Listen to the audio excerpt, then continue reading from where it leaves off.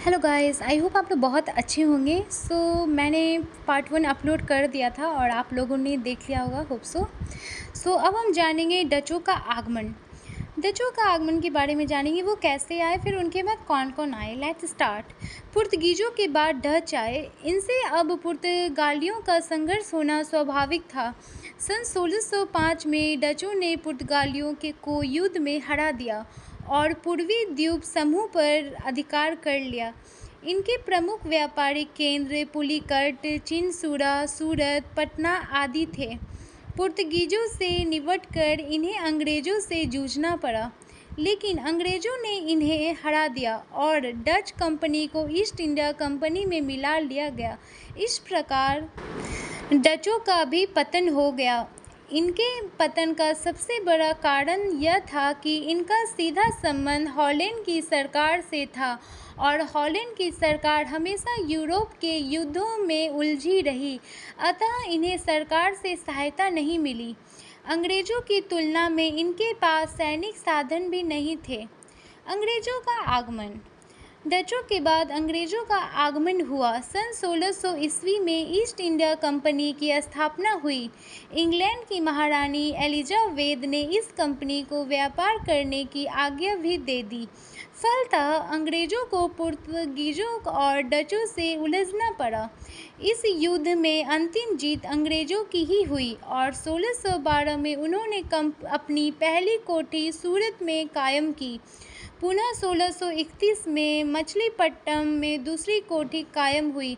सन 1640 में मद्रास खरीदकर अंग्रेज़ों ने वहाँ भी सेंट जॉर्ज नामक किला बनवाया।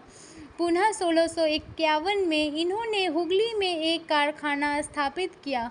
बम्बई में भी इनकी कोठियाँ स्थापित हुई। इस प्रकार अंग्रेज़ों का व्यापार बड़ी तेज़ी से चल रहा और इसके सभी प्रतिद्वंदी पीछे पड़ गए। अंग्रेज़ों के व्यापार को देखकर इंग्लैंड की दूसरी जातियों ने भी यहाँ कंपनी बनाई, लेकिन बाद में दोनों आपस में मिल गई और उसका नाम यूनाइटेड ईस्ट इंडिया कंपनी पड़ा। फ्रांसीसियों का आगमन। यूरोपीय जातियों में फ्रांसीसी सबसे बाद में आए। सन 1664 में फ्रांस के राजा लुई 14वें के प्रयास के फलस्वरूप फ्रांसीसी ईस्ट इंडिया कंपनी की स्थापना हुई। इन्होंने पांडिचेरी, चंदरनगर, सूरत आदि जगहों में अपनी कोठियाँ स्थापित की। इन्हें पुर्तगीज और डचों से भी उलझना पड़ा, लेकिन जीत इन्हीं की हुई।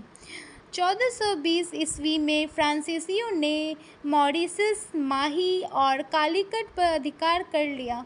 इससे इनका व्यापार चमक उठा। इस समय दक्षिण भारत की राजनीतिक अवस्था अच्छी नहीं थी। अंग्रेज इस स्थिति का फ़ायदा उठाकर भारत की राजनीति में दिलचस्पी ले रहे थे। देखा देखी फ्रांसीसियों ने भी यहाँ की राजनीति में भाग लेना आरंभ कर दिया। अतः व्यापारिक और राजनीतिक दोनों कारणों से फ्रांसीसियों का अंग्रेज़ों से युद्ध होना अनिवार्य हो गया। इन दोनों के बीच तीन बार युद्ध हुए, जो कर्नाटक का युद्ध कहलाता है। इसमें अंतिम जीत अंग्रेज़ों की ही हुई।